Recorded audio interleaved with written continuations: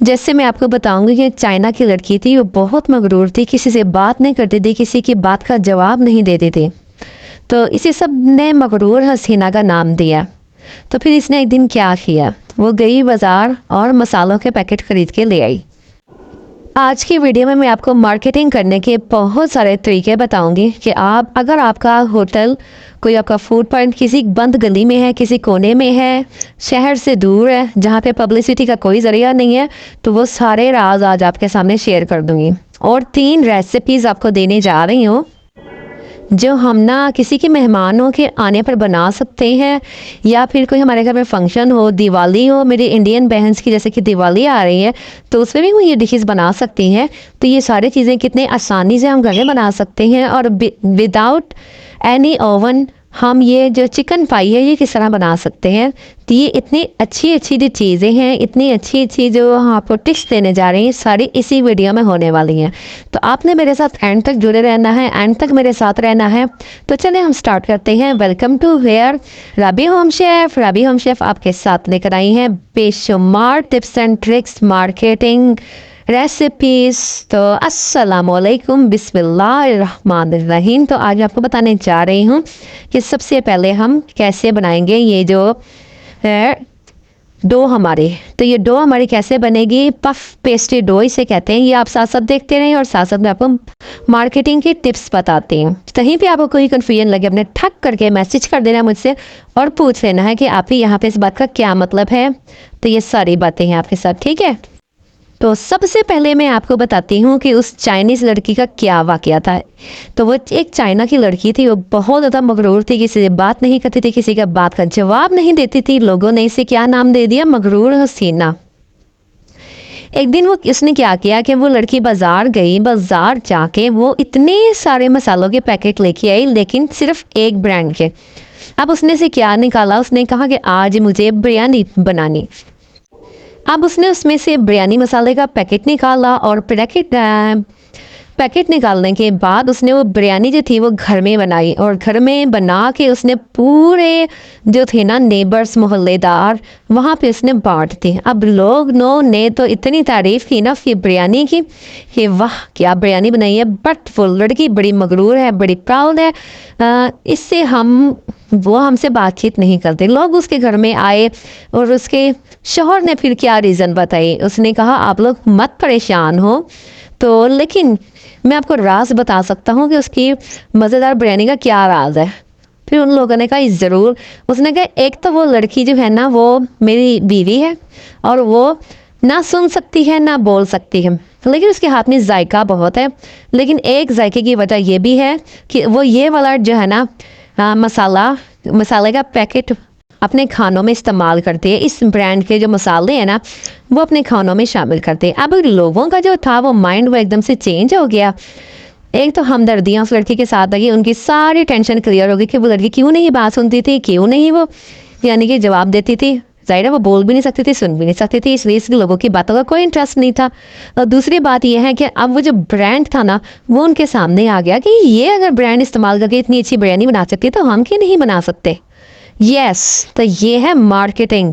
अब वो ऑटोमेटिकली लोग उसकी सारी इमोशंस, उसके सारे जज्बात जो हमदर्दी के थे वो लड़की की तरफ भी चले गए, और साथ ही साथ उस ब्रांड की पब्लिसिटी भी हो गई।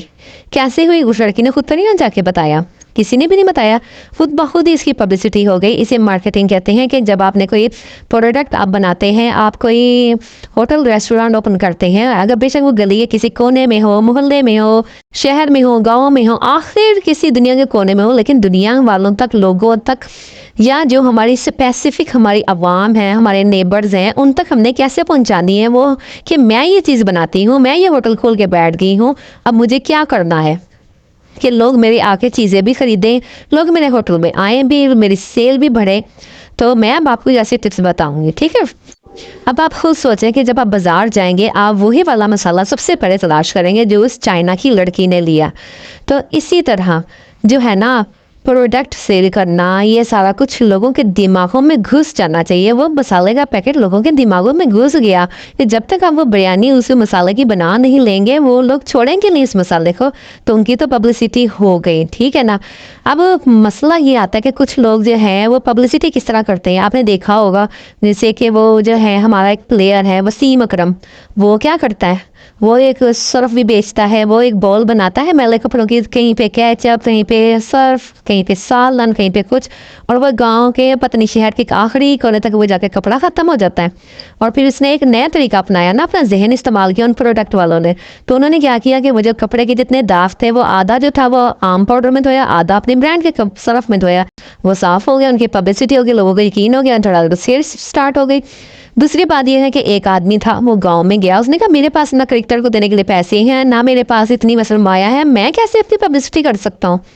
तो जी उसने क्या किया, उसने ये किया कि ना एक अपनी मोटरसाइकिल की जो थी ना, वो उसकी दुकान थी, लेकिन वो बहुत ज़्यादा गुंजानाबाद, मतलब बिल्कुल दूर, ऐसा गुंजानाबाद इलाका नहीं था जहाँ पे लोगों का आना जाना रश वगैरह भी नहीं था, लेकिन वो अपनी मोटरसाइकिल वगैरह सेल करना चाहता था। उसने क्या किया, एक ढोल वाले को बुलाया, ढोल वाले से कहा कि ये लो, ये टोकन है, और ये मोहल्ले में जितने घर हैं या फिर जितने शहर में घर है ना, तो तुम जाओ, क्योंकि यहाँ तो आबादी जो है ना वो ज़रा करीब करीब नहीं है, इतनी दूर दूर है, तो तुम वो ढोल बजाओ और लोगों को टोकन बेच के आओ, तो जो उस टोकन को खरीदेगा वो उस कुरानदादी में शामिल हो जाएगा।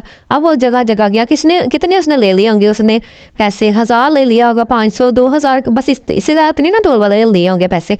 अब वो ढोल बजाता गया, लोग उसकी तरफ मुतवज्जा होते जगह, और लोगों को बताता गया ये टोकन खरीद लो, शाम को कुरानदादी होनी है, ये टोकन खरीद लो, शाम को कुरानदादी होनी है। वो सारे के सारे लोग जमा हो गए, जिन्होंने टोकन खरीदे वो भी, और जिन लोगों ने टोकन नहीं खरीदे वो इस इश्तियाक में आए कि अब देखें वो मोटरसाइकिल मिलती किसको है। तो पब्लिसिटी हो गई ना यहाँ पर, मोटरसाइकिल की एक पब्लिसिटी से, एक मोटरसाइकिल के जाने से बाकी जो उसकी 100 मोटरसाइकिल है वो खुद ब खुद बिक जाएंगी। कैसा लगा आइडिया। तो इसे कहते हैं मार्केटिंग, इसे कहते हैं लोगों के जहनों में घुसा देना। फिर उन लोगों को ब्रांड का भी पता चल गया, लोगों को पता भी चल गया कि यहाँ पे एक शोरूम है, यहाँ पे एक दुकान है, या जो भी चीज़ है ना, फूड पॉइंट है, कुछ भी है, तो वो लोगों पर पता चल गया। वो लोग जब जाएंगे तो पहले विजिट करेंगे, लेना ना लेना तो एक अलग चीज़ है ना, कि वो चीज़, लेकिन लोगों के जहनों में घुसा देना कि हाँ भाई यहाँ पे कुछ है। हाँ, इसी तरह आप लोग रास्ते में जा रहे होते हैं, रास्ते में क्या होता है कि जी आप सफ़र कर रहे हैं और एक रेस्टोरेंट का बैनर गुजरता है, बोर्ड गुजरता है कि जी 12 किलोमीटर के फासले पर ये रेस्टोरेंट आने वाला है, उसका नाम भी लिखा हुआ है।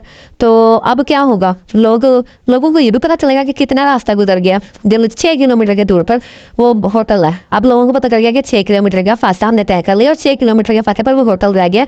अब जब वो होटल आएगा तो 12 किलोमीटर जो है ना हमारे गुजर चुके होंगे। अब ये ऑटोमेटिकली लोगों के जहनों से खेलना होता है। तो लो जी, वो अब लोग वहाँ पे गुजरेंगे और वो जब उस होटल को देख लेंगे, उन्होंने ये नहीं कि वहाँ से इस होटल में से चीज़ें खरीदनी है, कुछ भी करना, बस उनकी पब्लिसिटी हो गई होटल वालों की।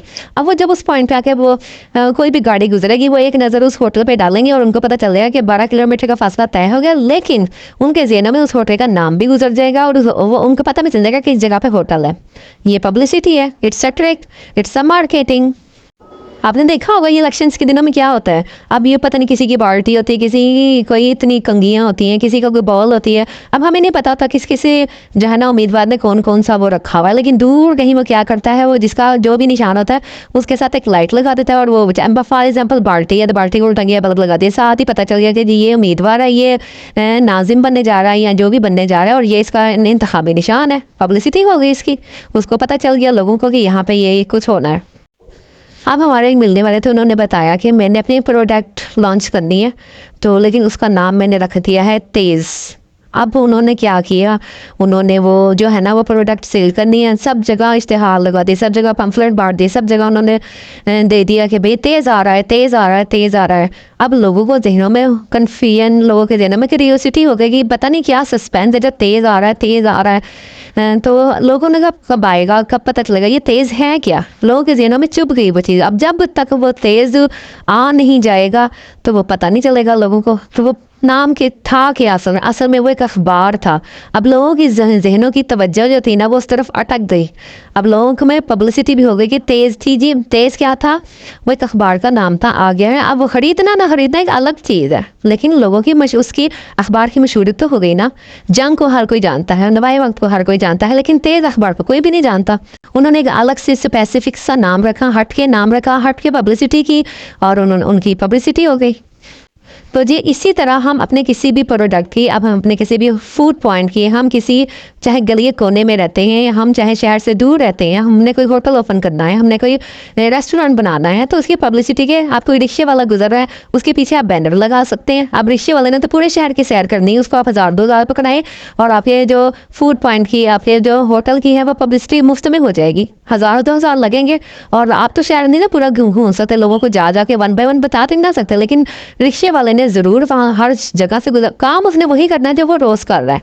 लेकिन इसमें स्पेशलिटी क्या होगी कि उस रिक्शे वाले के पीछे जो है ना, अक्सर आपने देखा होगा स्कूल्स के बैनर लगे होते हैं, और क्या कहते हैं होटल के बैनर लगे होते हैं, किसी हकीम वाले का बैनर लगा होता है। खुद ब खुद ही पब्लिसिटी हो रही थी। जो उससे मुतल्लिका लोग होते हैं वो फ़ोन नंबर नोट करते हैं, जगह नोट करते हैं, मोबाइल में पिक्चर बना ली। लो जी आजकल तो ये बहुत फास्ट मोड में चल रहा है हर चीज़, तो वो बस पिक्चर ही बना लेते हैं, रिकॉर्ड ही कर लेते हैं, तो सारा कुछ हो जाता है।